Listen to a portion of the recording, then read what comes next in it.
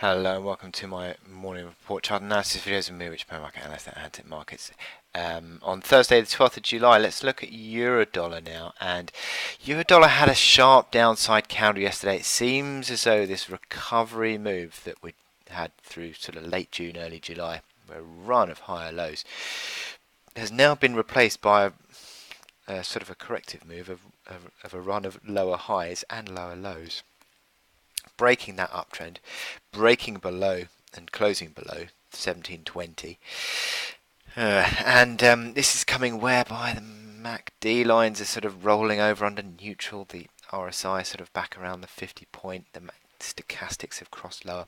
This is really questioning the sort of strength of the recovery. I mean, if you sort of take a step back, the market is basically trading in the middle of this range, which ultimately could turn out to be a base pattern, but also for now is a consolidation range, and sort of hit that low yesterday, 1663, rebounded a touch. Today, I talked previously about 1670. This is the hourly chart. 1670. Talked about that being sort of a level, really not a decisive level, but sort of a bit of a pivot and a reaction low, and it's sort of basically held on to that level. So you're not decisively negative yet, I don't think, on Euro Dollar.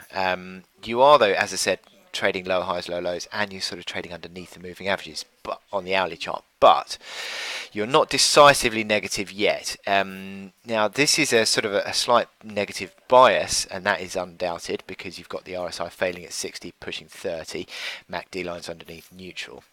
But you've got this overhead supply now of the sort of resistance band between 1690 up towards 1720. This sort of overhead, 1720 was an old near-term pivot, that's now resistance, and again also that was the breakout level,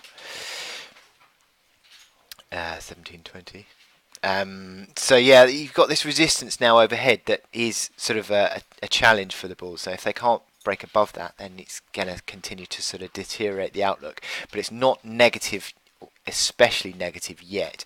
And as I said, because we've sort of held on a touch at 1665, and basically we're still trading upper reaches or upper half, I suppose, of this band.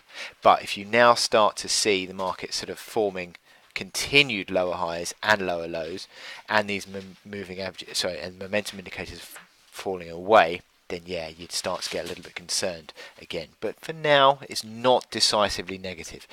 I would wish you good luck in your trading, and I'll speak to you later.